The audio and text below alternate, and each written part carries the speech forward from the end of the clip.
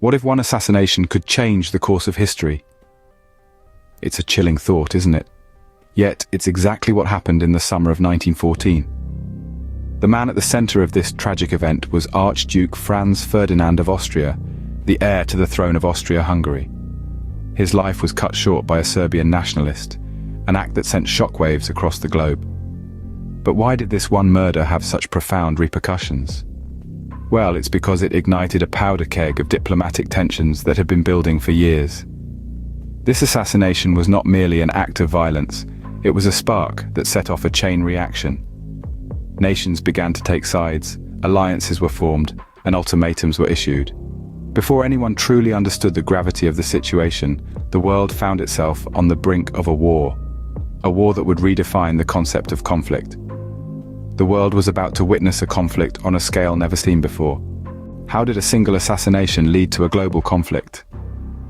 This question takes us to the heart of the matter, the formation of two mighty alliances that would shape the world: the Central Powers and the Allies. In one corner, we had the Central Powers, a coalition primarily made up of Germany, Austria-Hungary, and the Ottoman Empire. This alliance was no accident, but a result of carefully crafted treaties and diplomatic maneuvering. Germany, for instance, had long been building up its military might, while Austria-Hungary sought support against potential aggression from Russia. On the other side of the ring were the Allies, counting among their numbers France, Russia, and the United Kingdom.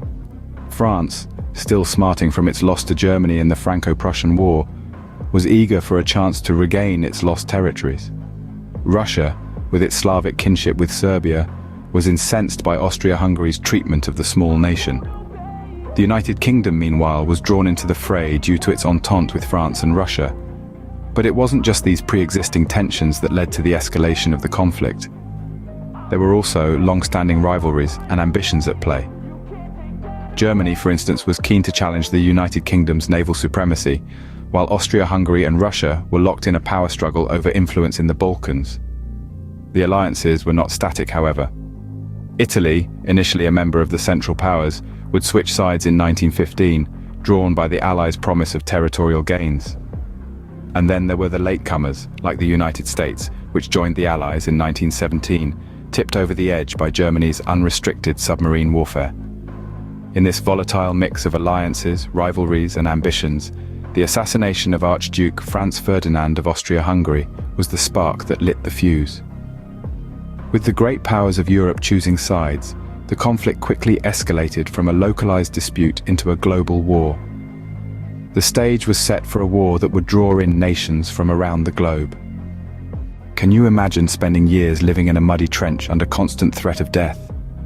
This was the grim reality for millions of soldiers during World War I. Trench warfare, a defining feature of this war, was a brutal and harrowing experience. Soldiers found themselves confined to narrow, winding ditches, the walls of which were often shored up with sandbags or wooden planks. These trenches weren't just makeshift homes, they were fortresses, designed to shield soldiers from the enemy's artillery fire. The labyrinthine network of trenches stretched across the Western Front, from the English Channel to the border of Switzerland, a distance of about 440 miles. Life in the trenches was far from comfortable. Soldiers were forced to live in incredibly cramped conditions. The bottom of the trenches would often be waterlogged, leading to a muddy sludge that was a constant annoyance. This wasn't just an inconvenience, it was a serious health risk. Trench foot, a painful condition caused by prolonged exposure to wet conditions, was a common affliction. Sanitation was a significant problem. With nowhere to dispose of waste, the trenches soon became breeding grounds for disease. Lice were rampant, leading to a condition known as trench fever. This debilitating illness, marked by severe pain and high fever, added to the misery of the soldiers' existence. The ever-present danger of artillery fire meant that death could come at any moment. The constant stress and fear led to another condition, known as shell shock. Today we recognize this as post-traumatic stress disorder. The trenches were also a place of camaraderie and resilience. Soldiers would share stories, play cards, and sing songs to keep their spirits up. Despite the harsh conditions, there was a sense of unity and shared purpose. But make no mistake, the trenches were a brutal reminder of the harsh realities of war. They were a testament to human resilience in the face of unimaginable adversity, and a stark symbol of the devastating cost of global conflict. In the grand narrative of World War I, the trenches stand as a chilling echo of a time when the world was consumed by war. Did you know that World War I was not just fought on land, but also at sea? The naval warfare of this era was a critical theatre of operations, introducing new strategies and technologies that dramatically reshaped the conduct of war. One of the most revolutionary developments was the use of submarines. These stealthy underwater vessels, particularly those used by Germany, were a game-changer. Known as U-boats, from the German word Unterseeboot, which literally translates to undersea boat, they presented a new and terrifying threat. With their ability to travel unseen under the waves, they could launch torpedoes against enemy ships with devastating effect. Then came an unprecedented move by Germany, the introduction of unrestricted submarine warfare. This meant that German submarines would sink any ship, military or civilian, that they believed was aiding the Allies. A stark departure from traditional rules of war, this strategy aimed to disrupt and destroy the Allies' supply lines. However, this tactic had far-reaching consequences. The sinking of non-combatant ships, most notably the Lusitania, a British passenger liner, resulted in the loss of many civilian lives and stirred international outrage, eventually drawing the United States into the war. Simultaneously, the Allies, led by the British Royal Navy, implemented a naval blockade against Germany. This blockade, one of the largest in history, was designed to restrict the maritime supply of raw materials and foodstuffs to the Central Powers. The blockade's impact was profound, leading to severe shortages and contributing significantly to the economic hardship and civil unrest that would eventually lead to Germany's surrender. These naval engagements, often overlooked in the broader narrative of World War I, were crucial in determining the war's outcome. They marked the beginning of a new era in warfare, where the sea became as much a battlefield as the land and the air.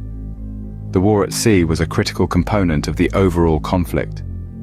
So how did this devastating conflict finally come to an end? It was no single event, but a series of occurrences that led to the cessation of the Great War. The entry of the United States into the conflict in 1917 marked a significant turning point. Their substantial resources and fresh troops bolstered the morale of the weary Allies and tilted the scales in their favor. But it was not simply the arrival of Americans that led to the end of the war. By 1918, the Central Powers were crumbling from within. Civil unrest, economic hardship, and the Spanish flu pandemic added to the woes of war, weakening the resolve of these nations. On the 11th day of the 11th month, at the 11th hour, the armistice was signed, effectively ending the hostilities on the Western Front. Yet, the end of the war was just the beginning of a complex peace process. The Paris Peace Conference of 1919 gathered the victors to decide the fate of the defeated. The result was the Treaty of Versailles, a document that aimed to ensure a lasting peace, but instead sowed the seeds of future conflicts. The treaty imposed heavy reparations on Germany, aimed to limit its military power, and redrew the map of Europe, causing resentment and discontent. The punitive measures created economic and political instability in Germany, setting the stage for the rise of extremist ideologies and another devastating global conflict just 2 decades later. The war to end all wars, as World War I was optimistically dubbed, ended with an armistice and a peace treaty. But the aftermath was far from peaceful. It was a time of tumultuous change, of shifting borders and emerging nations, of societal upheaval and technological advancement. And so the end of the Great War marked not just the close of a chapter, but the beginning of a new era. The war and its aftermath reshaped the world, influencing politics, society, and culture for years to come. World War I left an indelible mark on the course of the 20th century. What can we learn from the Great War? Let's reflect on the key points. The spark that ignited the war was the assassination of Archduke Franz Ferdinand, a seemingly small incident that set off a chain of events. The world soon split into 2 factions, the Allies and the Central Powers, each with their own motivations and goals. The horror of trench warfare, the naval battles, and the human cost of World War I were staggering, shifting the course of history. The end of the war brought a somewhat uneasy peace, but the aftermath echoed for decades, shaping the world we live in today. We must remember these events, not just as stories from the past, but as lessons for the present and the future.